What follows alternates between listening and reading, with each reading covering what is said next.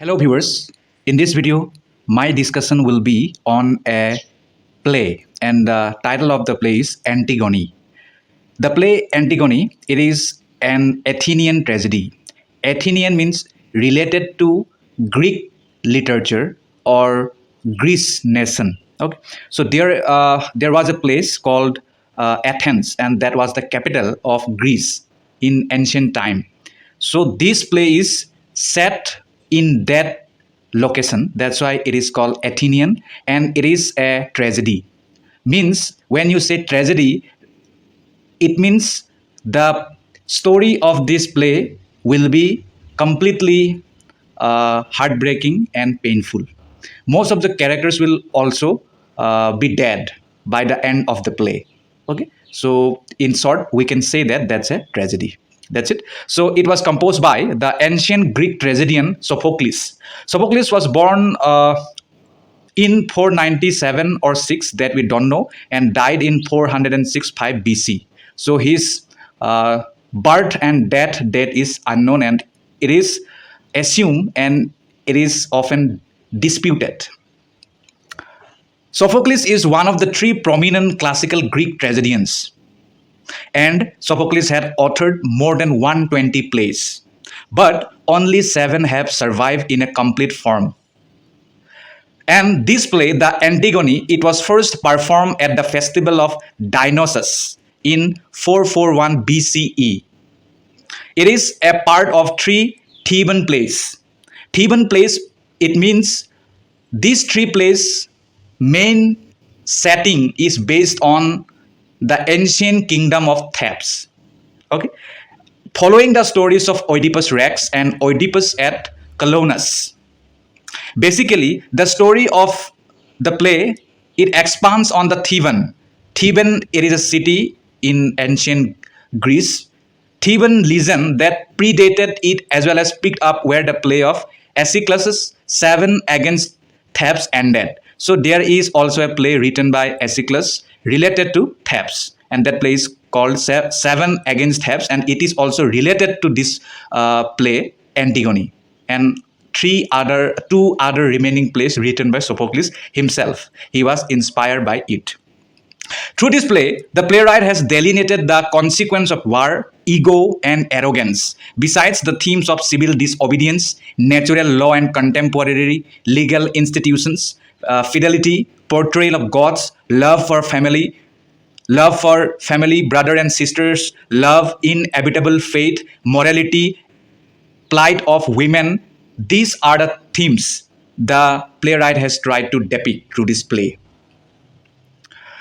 So before moving on to the summary of the play, I would like to request here that please read the original text line by line, word by word, and sentence by sentence.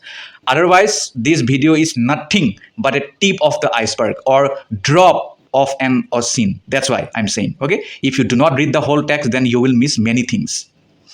So before moving on, we have to know also about what is chorus. Okay, what is chorus? Actually, chorus is in ancient Greek theater. They are the inevitable part of Greek theater, and in Greek theater they are always added or included, and that offered a variety of background and summary information to help the audience follow the performance. The chorus, they are actually a kind of narrator for the viewers, okay, and or for the audience. And as a matter of fact, the play are never meant to be read. Rather, the plays are always meant to be watched. Okay, so that is the thing. But as we are in academia, so we have to read it. There is no other option. So after that, we have to know about who was Oydipas. Oydipas was a mythical Greek king of Thebes, and he was also a tragic hero in Greek mythology. He had accidentally fulfilled a prophecy that he would end up killing his father Laius and marrying his mother Jocasta. Eventually, it led to disaster to his city and family. Initially, in order to thwart the prophecy, his parents sent a shepherd servant to leave Oedipus to die on a mountainside. But the shepherd took pity on the baby and passed him to another shepherd, who eventually gave to King Polybus and Queen Merope to raise their own. And when Oedipus grew up, he learned from the oracle at Delphi of the prophecy that he would end up killing his father and marrying his mother. Unaware of his true parentage, he believed that he was fated to murder Polybus and marry Merope. Therefore, he left for Thebes. Continuing on to Thebes, he found that the king of Thebes, named Laius, had recently been killed and that the city was at the mercy of the Sphinx. Now, what is Sphinx? Sphinx was a mythical creature with the hair of the human, the body of lion with the wings, and wings of a falcon. If you type it on Google, then picture will pop out, and from there you can have the idea. Then, at Thebes Gate, Oedipus answered the riddle of the Sphinx correctly. Consequently, he won the throne of the dead king as well as the hand in marriage of the king's widow, Jocasta. Afterwards, many years later, to eradicate a plague on Thebes, Oedipus searched to find who had killed Laius and discovered that he himself was responsible for that. Later, when Jocasta realized that she had married her own son, then she hanged her in tragedy. Simultaneously, Oedipus then seized two pins from her dress and blinded himself with them. With Jocasta, Oedipus had four offspring come siblings. Means as he had married his own mother without knowing. That's why now whatever the children he will have, that will be both his siblings and offspring, or brothers and sisters come son and daughters. Okay, so Oedipus had four children. Number one was Antigone, she was girl. Then Ismene, then Eteocles, then Polynices. These are the four offsprings or children of Oedipus. Okay, actually he had these four children with his own mother, so he had no idea about it, and his mother too didn't know about it. And according to prophecy, it was fated to happen. No one could have stopped it. So it was fate, it was luck, and no one can stop it.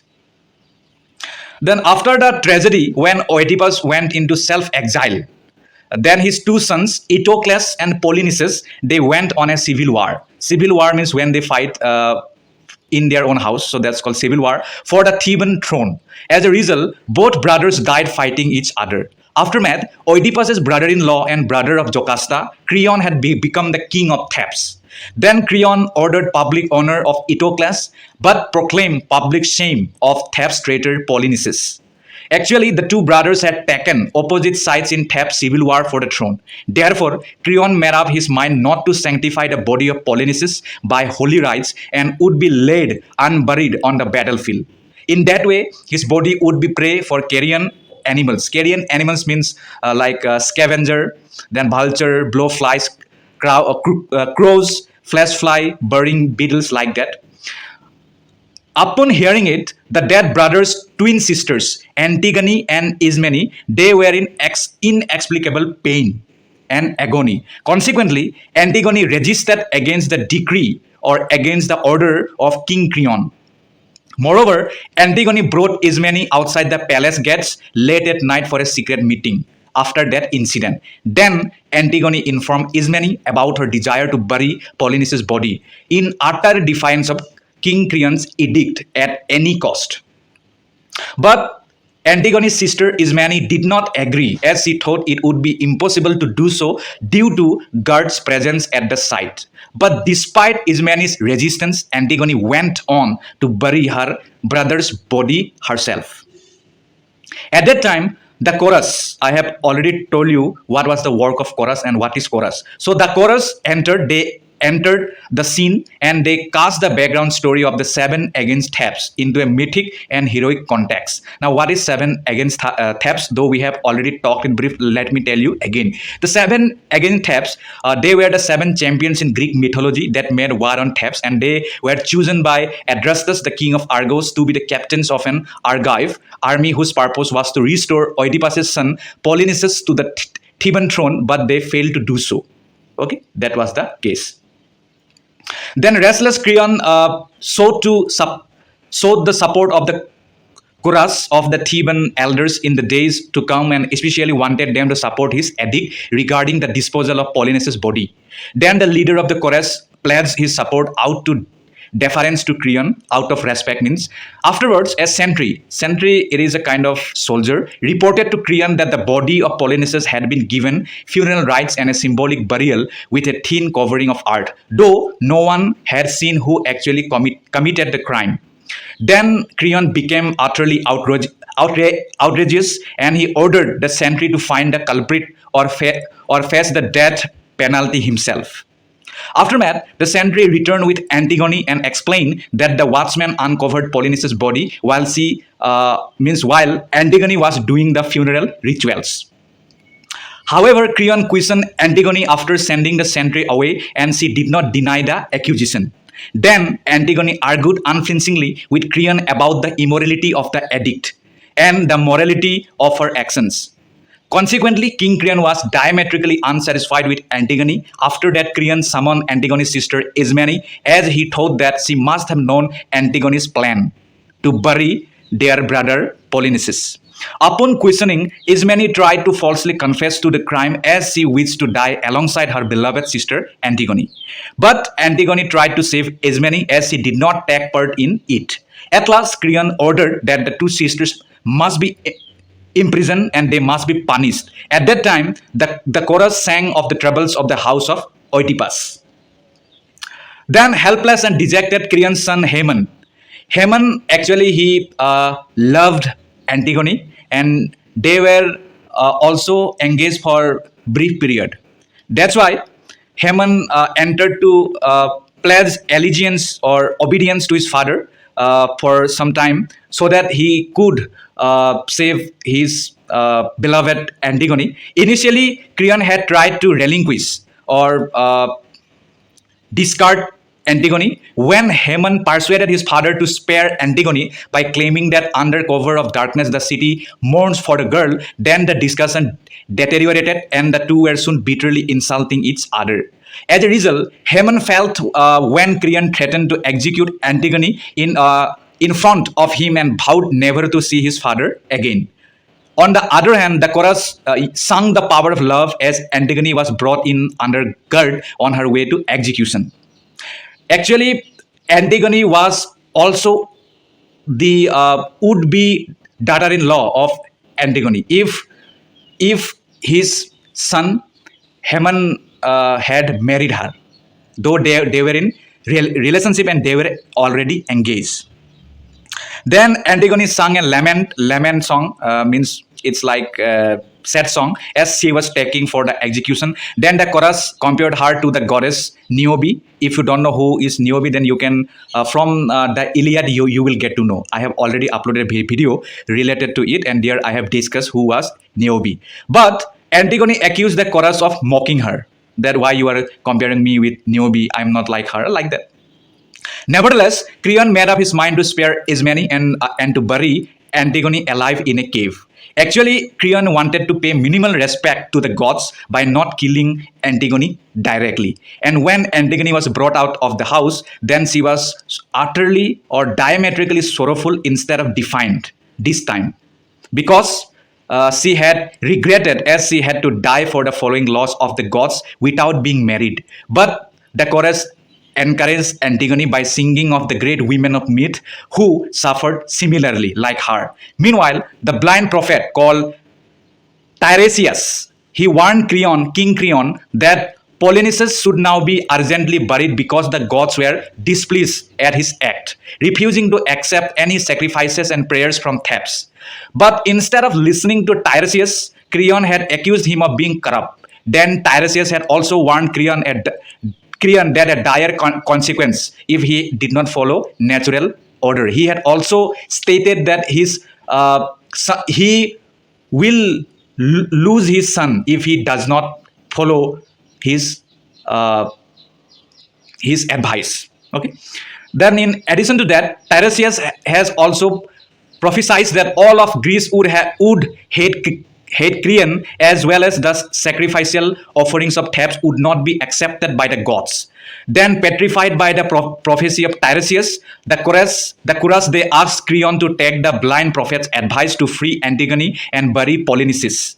Eventually, Creon had conceded, means he had agreed, but unfortunately, it was too late for him because at that time, uh, a messenger entered to tell the leader of the chorus that Haman had killed himself. Though this thing was not known to uh, audience at the time. Okay. Then Creon's wife and Haman's mother Eurydice asked the messenger to tell her everything. Then the messenger reported Eurydice that King Creon saw the burial of Polynices, and when Creon arrived at Antigone's cave, then he found Haman lamenting over Antigone as she hanged herself. And upon seeing his father Creon, Haman too, he was utterly frustrated and he tried to stab him. But when he failed to do so, Haman stabbed himself. Now Creon realized that his actions had caused these events and blamed himself. And at that time, a second messenger arrived to tell Creon and the chorus that Eurydice had also killed herself. And with her last breath, Eurydice had cursed her husband. As for him, she had lost two sons.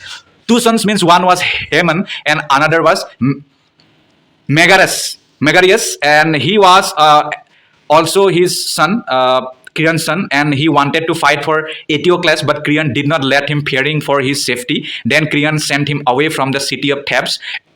But later he joined anyhow the war, but he was killed in the first class as he had no idea how to fight in the war and how to defend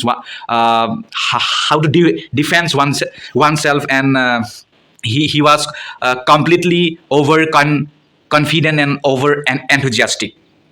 But before the ending of the play, Creon became devastated with tragedy, and he blamed himself for all the thing and for everything that had happened. And as a matter of fact, the order he valued so much had been preserved, and he was still the king. But as he had acted against the gods and lost his children, including wife, then the leader of the chorus concluded by stating that although the gods punish the proud, but punishment also always brings wisdom. So in that way, it ends. Please read the text.